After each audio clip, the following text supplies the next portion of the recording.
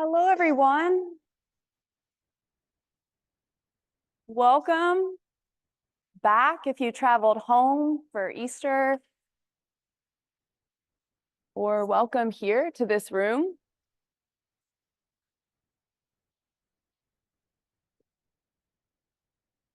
As you know, my name's Autumn, the educational coordinator for this class, and I'm very excited to be talking about technology with you all today.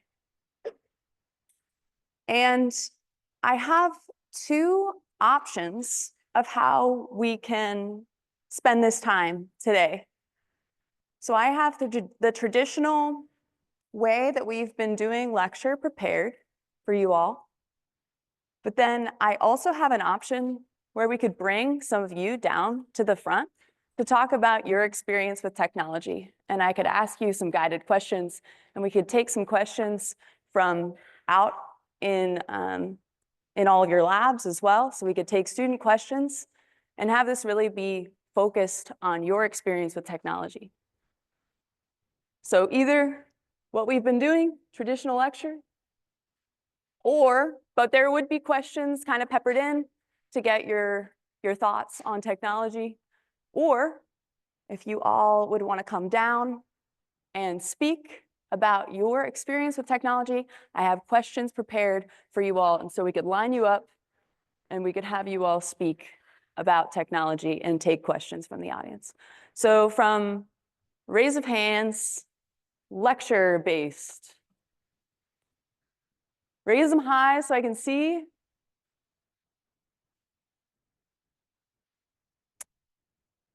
Okay, bring them down. How about student-centric based with people in the front of the room? Okay, that didn't really work out very well because I can't really tell. So what you're going to need to do is you're going to have to stand up if you want the lecture-based, okay? So lecture-based, stand up.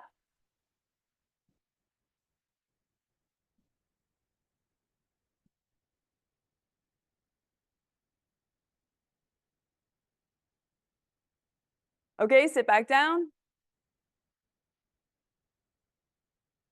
Student-centric, stand up.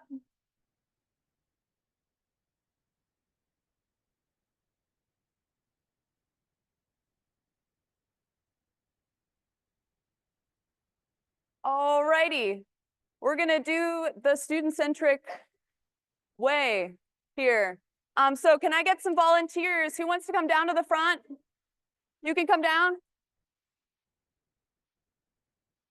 I see you. Come on down. Let's get some women in here. All right. Whoever Sam is pointing to. All right. 1, 2. Hello. It's good to see you.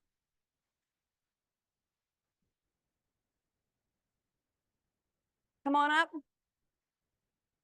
All right. We'll bring more chair. And then could we get the microphones down here as well? We're going to pass those around. All right, cool.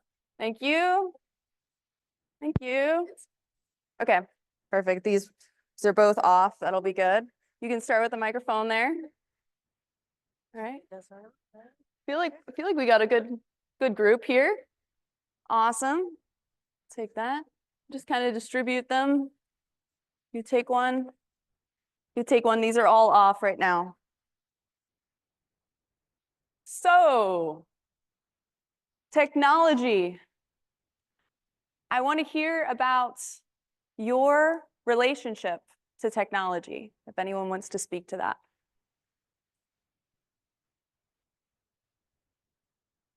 My major is very technology based. I'm a telecom major, and I think it kind of made me realize how technology can enhance certain experiences and kind of connect people.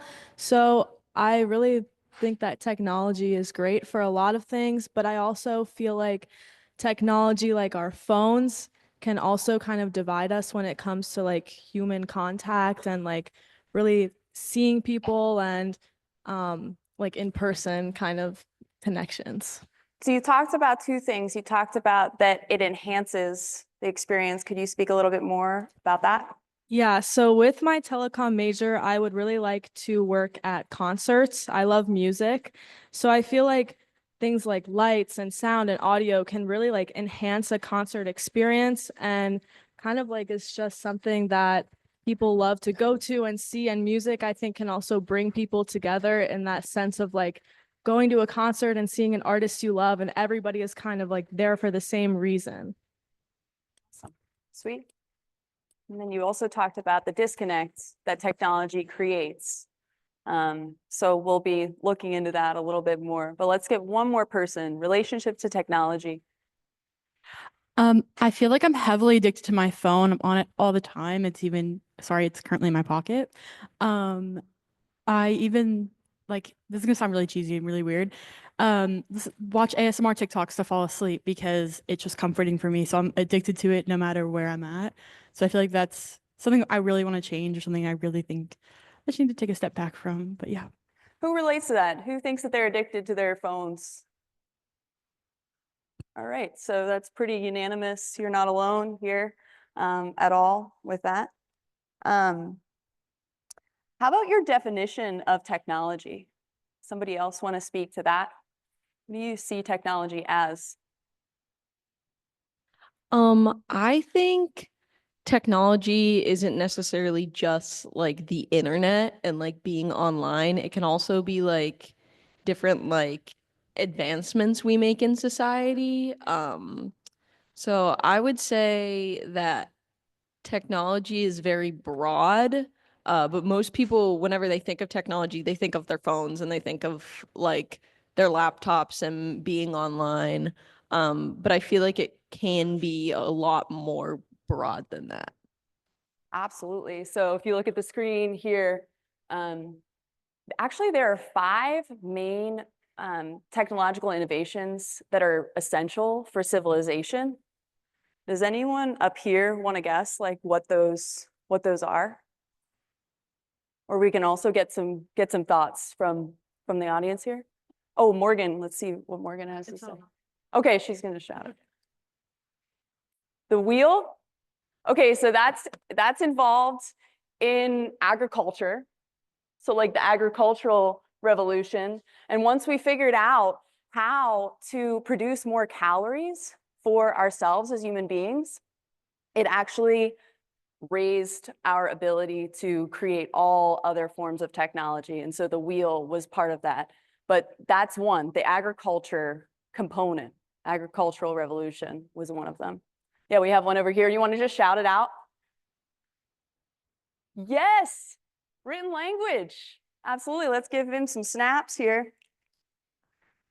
So writing actually came into this world about 5,000 years ago, which is pretty recent compared to agriculture.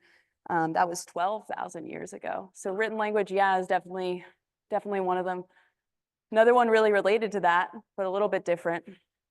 That was before that. Anybody up here?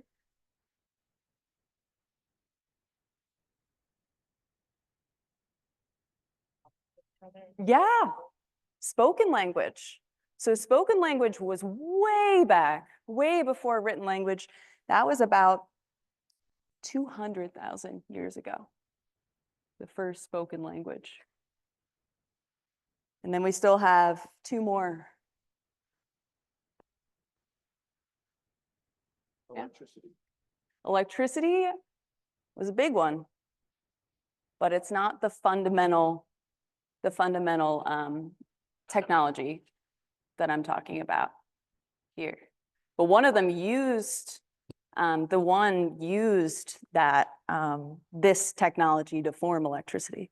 So let's hear fire. So that's also not on my list, but that's a really good guess because yeah, the creation of fire led to so many new innovations that we have today. What I'm thinking about that also probably was related to the creation of fire and electricity is the scientific method, which is what we talk about the first day of class here. Being able to observe things in our natural environment, do an experiment, see what happens, and then form a conclusion and do it all over again. The other one is numbers. So the creation of numbers to allow us to document certain things and then also perform calculations. So let's get another really great definition of technology. I really like how you're expanding your view outward to not just see digital technology as the only forms of technology. I think my definition would be like any tool that helps humans kind of like achieve their goal. So agriculture, like a scythe, an oil rig, like obviously it's evolved over time, but I think it could be defined as like any tool that helps humans really like achieve their goal. That, absolutely.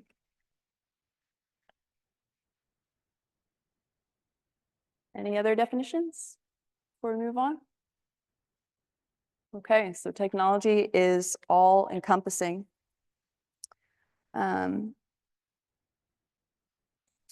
So something that I was thinking about when I was creating this is how accessible technology is. So you're nodding over there. Do you have something to speak to about the accessibility of technology?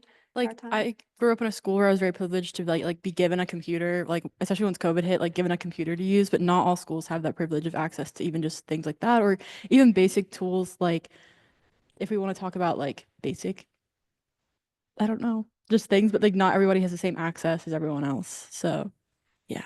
Yeah, Yeah. absolutely. So yeah, technology really opens up the opportunity for people to be able to do things quicker, and if they don't have those tools. Anybody else? Accessibility, technology? I think that like the technology you're talking about, like the fundamental technology is pretty spread, like the scientific method, numbers, language, stuff like that. You can find that pretty much anywhere in the world.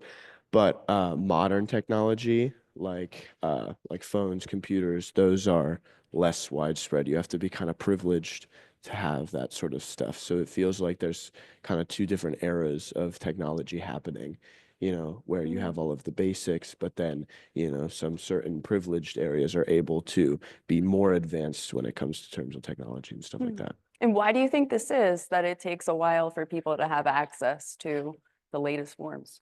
Um, like just when people talk about like first world countries, second world, third world countries, I think it's that. I think it's the same reasons why I would like attribute it to the same reasons why that, like I guess I don't really know why, but like the distribution of wealth on like a global scale of like, America, like everybody pretty much has access to, those stuff, but in other places in the world, it's just there's like no really way for them to get it because, people aren't. It kind of feels like a closed system. We're not really sending it out, and so those and the countries who have it aren't really sending it out to the people who don't have it at all. Mhm. So we've talked a lot about the capitalist culture that we have.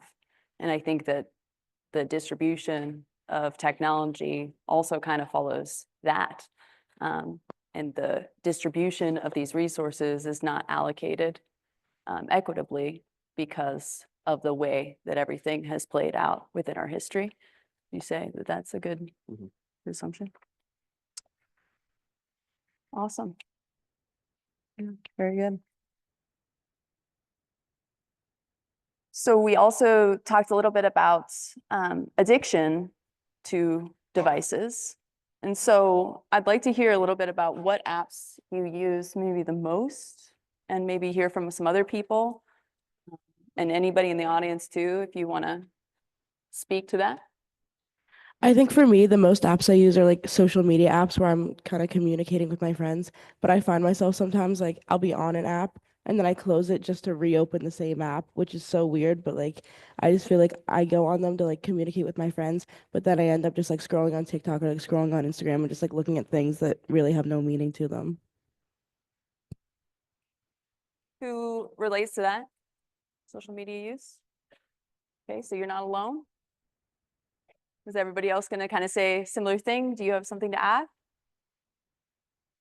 Yeah, I was gonna just say like I kind of do the same thing. Like I feel like I'll be on my phone or like I'll realize like I'm doing a lot of things like where I don't need my phone. Like I'm going to do my wash. Like I don't need to be like scrolling through my phone while I'm doing my wash. Like I could put it down for like 2 minutes, but I feel like it's just such a habit to like have it everywhere I go.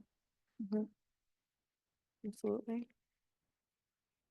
I feel like for me, I love to have like background noise when I'm doing work or even just like cleaning my room or like doing my laundry. I love background noise. So I almost like always have a show playing on Netflix.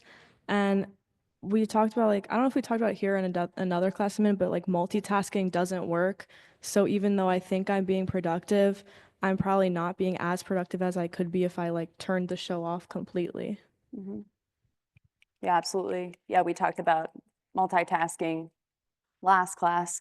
And now I think this is a good time to show that video that I have up, the one that's at 3:30. So you all can kind of turn around. We could watch this video.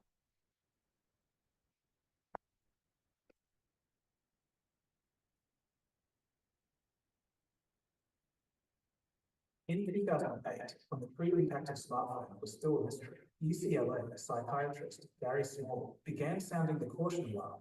He was saying that heavy smartphone use could alter brain function by weakening the circuits needed for in-person interaction and reading nonverbal cues. Remember, the iPhone was only 1 year old at this time. At the time, his claims were called, quote, interesting and provocative by the science community. It still couldn't be proved. Fast forward a decade and a half later, and smartphones and their cognitive effects are being re-examined. But what about the lesser known stuff? What other effects do smartphones have on the mind? Although there's still much to learn about the long-term cognitive impact, there is some scientific evidence that should leave us pause. If you've ever felt that phantom buzz, or feel anxious when you haven't checked your phone in a while, you don't need an expert to tell you that there's something strange at play.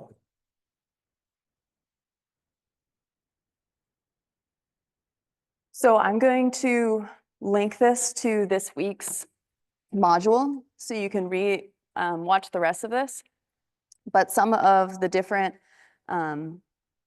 things that smartphone use brings up is loss of memory, impaired attention, decision-making, novelty-seeking perception, addiction, and also the spread of misinformation.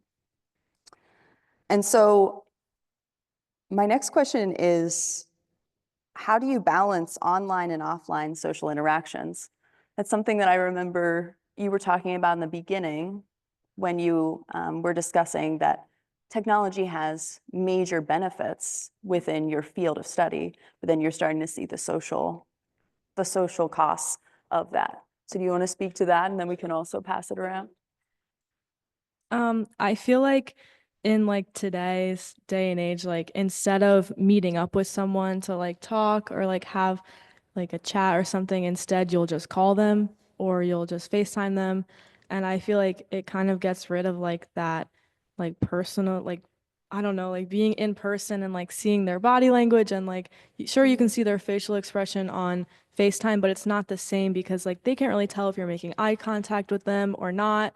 So I feel like it just kind of like they were talking about with like the body language kind of thing, it kind of creates this like awkwardness when you do meet in person. And I think it's just kind of like a strange thing that I've noticed the past couple years.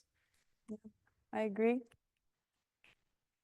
Does anybody else wanna speak to it? For me, I base, who like my online connections with people who I actually know in real life and actually will like see in real life. So I don't really have any people I talk to that I'll never interact with in real life. So for example, like I call my grandpa every week, like once a week, but and we'll have like an hour-long conversation about whatever. But I know that when I'm home, I'll see him in person and we'll be able to have that same type of conversation. So I don't feel like it's taking away. And then as well, I use like texting and stuff to like set up in-person stuff, so like we'll talk over the phone like for little check-ins, but like ultimately I think for me the end goal is to like meet up with somebody in person to, you know, talk with them. So like if I'm texting a friend, I'll, you know, say, oh, we need to hang out sometime. Let's, you know, do you want to grab like lunch at the hub or something like that? You know what I mean? It's not like, usually it doesn't just end at like, we're always just texting and then that's all we ever do. And then I don't see the person in person for like months. Sounds like you've been able to create a balance then for yourself. Yeah. In terms of in-person and online interactions. And so I want you to talk to the person sitting next to you about the boundaries that you've created for yourself around technology use. What do you do that makes sure that you're not relying too much on these technologies? So the people up here can pair up or like group up, and we'll come back.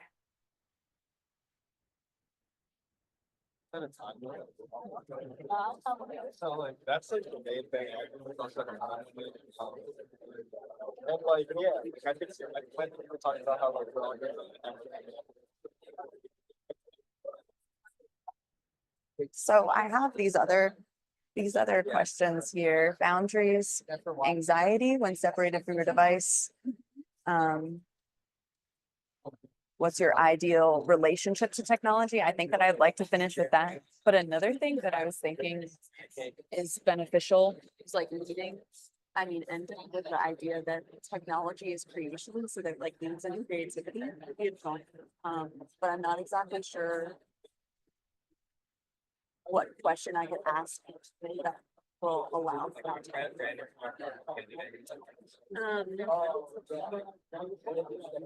Well, it could be something connecting the rest of the semester, so.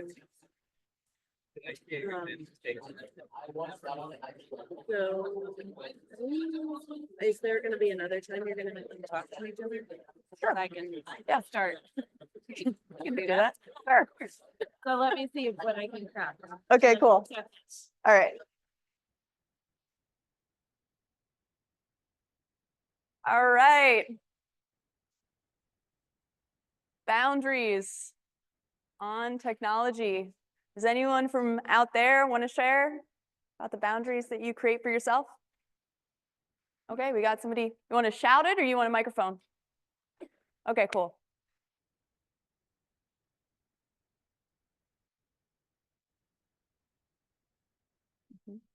That's good. That's good. I saw a hand down here. Allie. COVID, and then COVID for me kind of like opened the floodgates because it was like our only option was to be on technology. And like now we're like 5 years into COVID, and I feel like I'm kind of wishing that I would have set more boundaries during COVID because now like I'm an iPad kid. Even the thought that like that's a term these days is kind of interesting to me. iPad kids. Anybody up here want to share boundaries that you create for yourself? I set the time limit on Okay. Instagram, and so after an hour, it'll be like your time is up. The hard part is like I can just, you know, go past it and click like 5 more minutes, but I try to regulate myself that way. Yeah, cool. I don't regulate like anything. It's bad. Like I'll like know I have homework to do and I'll be scrolling and then it'll be like, all right, you know, I finished a paragraph of this. Let me give myself 5 minutes and it's been like 20 minutes, you know, or else I'll be trying to sleep. So like down there, she said she scrolls TikTok to fall asleep. Like if I'm scrolling, like I won't fall asleep even if I'm tired. So then like just hours will go by. And you know, on TikTok, you've got like that girl who comes up. She's like, "Are you scrolling instead of going to bed again?" But I'd never listen to her. I scroll right past her. So sometimes I kind of have to force myself to put it down, but sometimes that does not happen. Okay. And so another question that I have is that without boundaries, thinking about iPad kids or dependence on technology with younger generations, what is your view of how generations are going to interact in the future? How do you think this is going to influence us? Well, in the past, like I definitely grew up with a lot of technology. I loved playing my Xbox and like the Wii. But that was like my leisure time. And obviously, like, it wasn't traditional, but like I think it was it was like honestly, it was beneficial for me. I enjoyed it. But nowadays it's like kids get an iPad and like it's like their constant distraction, like out to dinner with the family. And it's like, I don't know, like to me, that's just kind of like I feel like that there's a disconnect there. Like maybe it's going too far. Maybe we should go back to like more focused in like reality or something. I don't know. But I think it's changed. Okay. Okay. So maybe there should be some restrictions. Looks like you're gonna, I was gonna say I'm early childhood major and special education, but I also work like with kids like outside of like Penn State. And I do summer camp every summer, and like some of the things that the kids say to me, like it's really crazy. Like even if it's nothing bad, like I'm like, how do you even know that? Like where are you getting this from?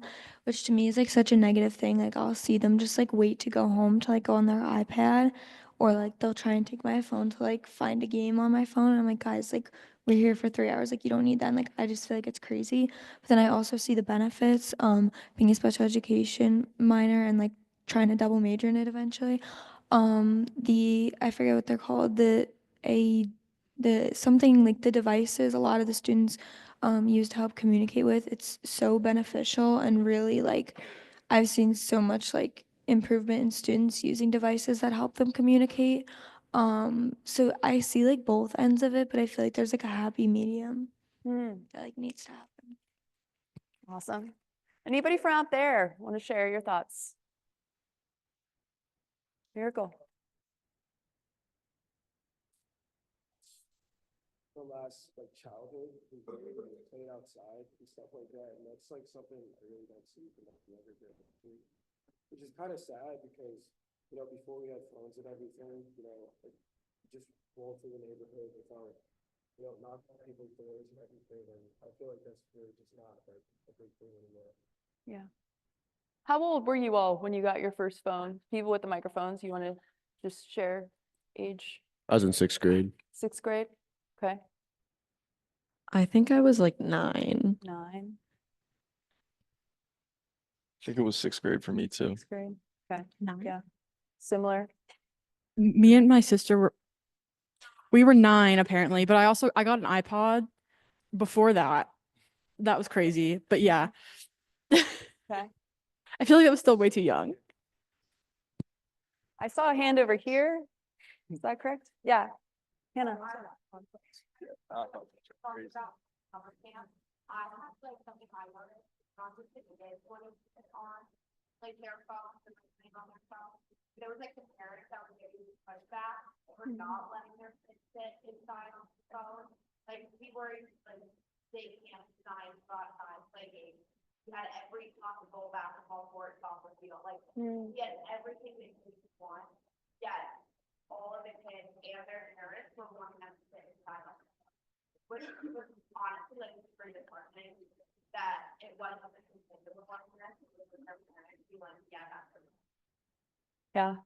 Also, I remember with the summer camp thing, I went to overnight camp for 8 weeks, like since 2nd grade, and kids would sneak their phones in shampoo bottles, in multiple other ways to get their phone in. And I'm like, that's extreme. That's a bit much. Also, she's raising her hand there. Oh, yeah. You want a microphone or you want to shout it?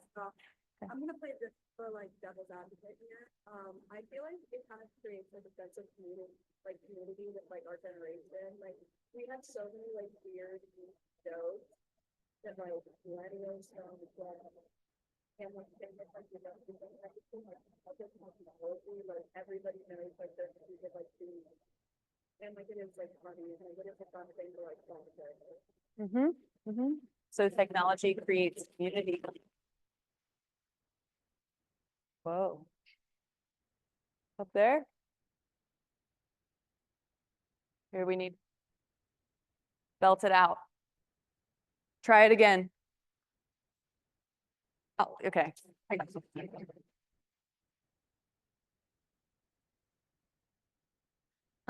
I feel like we also give kids like a do as I say, not as I do, because we are constantly on our phones. Like I'm staring at my laptop 24/7 on all day because all of my homework I have to do through a screen. I can't hand it in through paper. That's not an option. And these kids, like, I remember going outside, like, I was outside all the time in my childhood, and I wouldn't come in until it was dark. And these kids are just like, they don't even want to go outside. And I'm like, it's just insane to me how like the standards have changed for how we like raise them, but at the same time we're raising them to do like they want to do what we do. Like they learn from what we do. And with us constantly like checking our phones and on it, we're really just like how can we blame them? Yeah, that's a great idea that we model this behavior for sure. We're gonna take one more and then we're gonna move forward. So I babysat kids over the summer, and we had a list of things we had to do before they were allowed to have like screen time. And some of it was like cleaning the basement or playing soccer outside or like just miscellaneous things that like kids do. I mean, cleaning isn't fun though, but the majority of it was fun. And they would like get so upset about doing that stuff because all they wanted to do was screen time and play Minecraft. And like the part where they like play Minecraft with their friends, I can understand because that's like their time to communicate with their friends because it's summer and they're not able to hang out with each other all the time. But it's just insane to me that like their life revolves so much around electronics, and so do ours, honestly. And it's kind of sad, and I hope that we get to a place where we can like live normal lives without electronics. Yeah, it's interesting to think if that is possible or if technology is kind of like a Pandora's box that once it's opened, you can't necessarily put the genie back into the bottle. But our dependence on this technology has become just pretty extreme in a lot of ways. I mean, even thinking about expanding our thoughts about technology, using our dishwasher, using our washing machine, having the type of materials for clothing where we can go out and hike and not have to worry about. I mean, can you imagine being in the colonial times, like Lewis and Clark, going out and wearing like really thick, like cotton clothes the whole time and having to carry all that stuff with them? They did not have lightweight backpacks, let me tell you. It was intense. So, I mean, there are a lot of really great things in technology, but then there are a lot of drawbacks as well. And we see that the newer generations, they don't know a life without the things that they have. And I really want to get to AI for sure. So raise your hand if you have used AI this past week. Raise it high and proud. Okay, we are not alone. Talk about your relationship to AI. Anybody up here? So this week I used it. I actually didn't use it for class or anything, I swear. But this week my manager sent me the prompt where you can make yourself into like a doll. So that was fun. But other than that, I really just use it like if I'm writing an essay to like give me the outline so then I can go in and fill the information in just so I get like a guideline. Like if the professor doesn't give me like a guideline for the essay, it helps to just create that so then I know where to go from there. So really not filling out the information for me, but just setting me up for success, I guess. So you're pro AI? A little bit. There's drawbacks where if I ask for the full answer, it'll give me the full answer, and I hate that because the temptation to like just use it for all my homework is there for sure. But otherwise, I like it in setting me up for success in different ways. So. Yeah, I think a lot of people, when they think AI, they think like cheating. But I think that it can be used as a tool to actually help your education. Like when I have classes that have like multiple choice exams, my favorite way to study is to put in my study guide that like I created. I'll put it in and I'll say, quiz me on this. And it'll give me multiple choice questions and then give me the answers like after I go through and answer them. And that's how I learn best. And it's really like helped my grades improve, especially like last semester when I was doing stuff with like a lot of multiple choice exams. So I think like there are ways to use it that are not just like gives you the answer, you copy and paste it, and then you get caught cheating. Like it's so much more than that. So more than cheating, there are a lot of different uses for it. I want you to talk to the person sitting next to you about your relationship with AI and how you use it, whether you're pro or anti-AI. Go.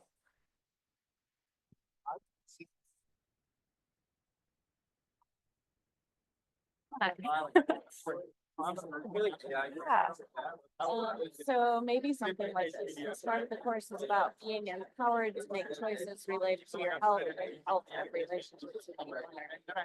How can you create and open opportunities to use your why? Okay.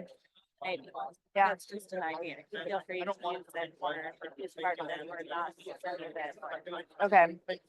Yeah, I like that idea of Because it's a choice, right? Like you have to see the value in doing it. It's just like I have a timer set for an hour of scrolling, like blows my mind. And then I go past it because I don't have to listen to the timer. Like, and then I reward myself with 5 minutes, which turns into 20 minutes, and then scrolling before bed. Like, I just think of all the things, and I know that I'm from a different generation. and what you think of like what it's doing for our ability to innovate. Yes, as well. exactly. Right. If we spend this time like this, then what is not? What are we not honoring about our community? Mhm. I think that's where creativity. Absolutely. Okay. So before we get to this, I just wanted to share, because this is an environmental science class, does anybody know about the impact AI has on the environment? Raise your hand. Okay. Yeah, I know that Audrey has shared a lot about AI's impact on the environment with me, and it's been very clarifying. Does anybody want to speak to what they know about the impact of AI? Sorry, I took your microphone for no reason. This might be incorrect, but I'm pretty sure I saw that there's like these, so like it's basically like a giant computer or like tons of computers, and because of like the AI, it kind of causes it to like overheat and it gets very hot, so they have to use water to cool it down, like water and like pipes or something. I'm not really sure, but I just know there's like a lot of water usage that goes into it, and it's kind of like unnecessary water usage to cool down these like giant computers.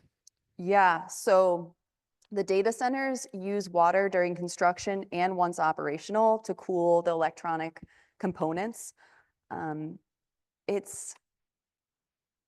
There's potential that AI-related infrastructure may soon consume 6 times more water than Denmark, which is a country of 6 million people, according to one estimate. Also, making a 2-kilogram computer requires 800 kilograms of raw materials. And a lot of these data centers produce electronic waste, which often contains hazardous substances like mercury and lead. Does anyone else have, let me make sure, oh, and ChatGPT consumes 10 times the electricity of a Google search. And that's reported from the International Energy Agency. Does anyone else have like other facts related to that I didn't talk about? Okay, so I want to hear about your relationship with AI now. After hearing about the impact. I don't mean to shame at all. It's just to open this. So does anyone want to speak about pro AI, anti AI?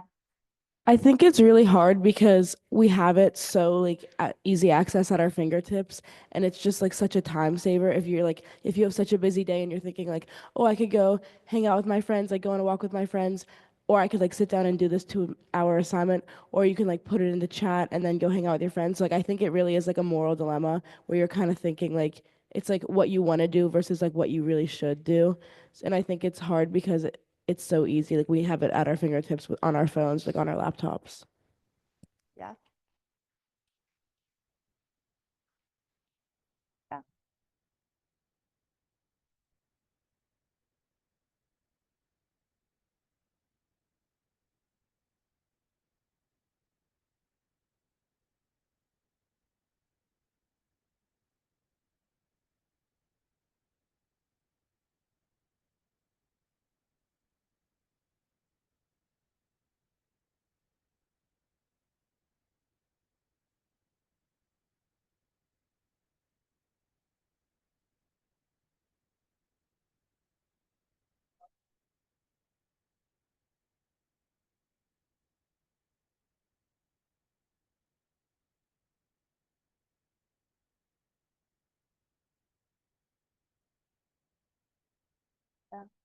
I completely agree with what you're saying there. It's kind of reminds me, I was reading a philosopher to prepare for this class, Hedinger, and his idea of technology is it reveals itself across time. And so depending on what age you're in, you kind of like have to explore and like just uncover different things throughout your life to be able to open new innovations and new pathways. And if we are constantly relying on a different component of our creation to do all of the revealing for us, then what happens to our essence, our deeper essence within ourselves, this creation component to being human? Thought.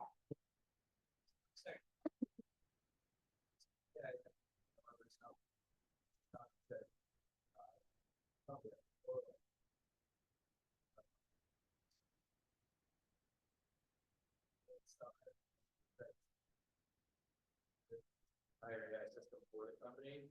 So like, it's a lot of people whenever they think AI, they think of like OpenAI, so that like active questions work through. But the AI that we use, it scans through our entire repository of questions that get sent to us from companies like the J&J, for example, and it'll say, hey, you have these questions answered before, but in the previous project, so auto-import it.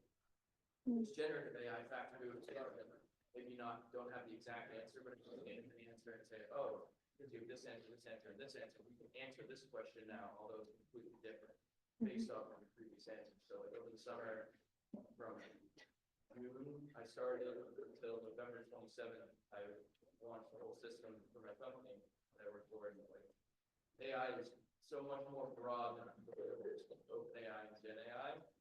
So I think it's definitely very useful because it took something, numbers that we had, it saves 35% of the time and it saves 4 salaries worth of employees. However, those employees still all use it. So I think it's very important in that sense because people think that AI is taking jobs, so it's going to run. That's a really great point. Yeah, that AI as a technology has applications to things we can't really even imagine yet, or we're not even aware of right now because of how quickly it's all evolving and being used in different industries. Yeah.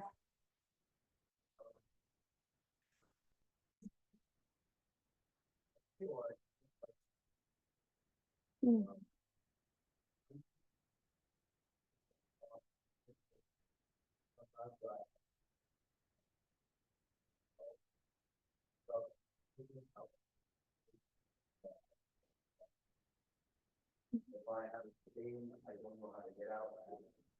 I ask it sometimes. I ask it 3 questions, but I don't like the idea of it being predominant in the future of 5, 10 years from now. But even now, I can't imagine a world without it. I can't imagine how I have to life without it. I'm afraid to think about it now like that. And imagine how we would be in here. I think you would relate to more than imagine to remember or wouldn't remember that. And I think that is a very scary thought of every place in media, history, hampering, civilization, and how it can be used as a weapon tool. And I think that is a very scary thought. I like it. I use it. I don't like what it's doing. So technology has piled up on all the inventions that we've had. You can't imagine a world without paper. Can't imagine a world without cups or bowls, because it's been so integrated into the body of our society that now we don't think of that as technology. Another thing, and I want to kind of close moving through all of this, is that technology, the root of the word has origin in techne, which means the bringing forth of the true into the beautiful.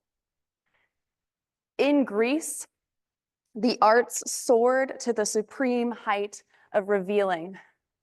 Right now, when we view art, we see it for aesthetic purposes, but back in ancient Greece and in the times of ancient Egypt, one of the most prosperous ancient civilizations that's known to us.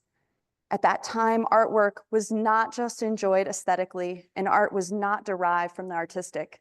It was a revealing that brought forth and made present something in front of us to the two-dimensional space. That's much like what modern technology does today, but today it does it in a much more complex way. And so my final question for you is that this part of the course is about being empowered to make choices related to your health and the health of relationships with people and earth. How can you create open opportunities to use your full capacities with technology and with each other?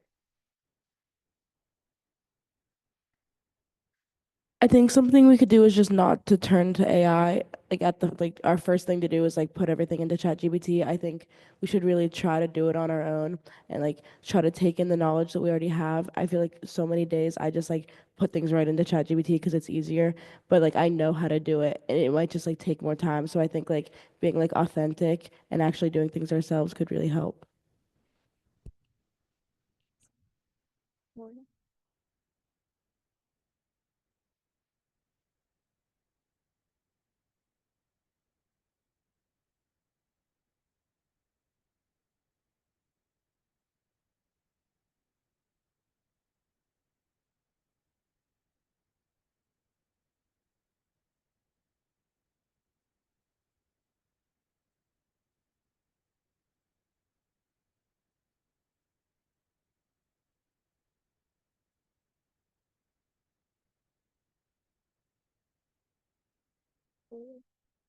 Anybody else?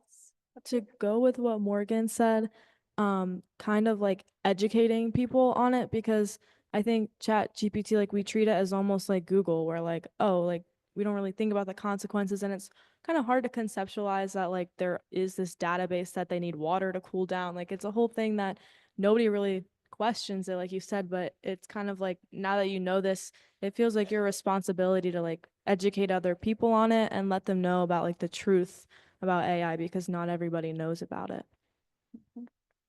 Uncovering the truth, asking questions.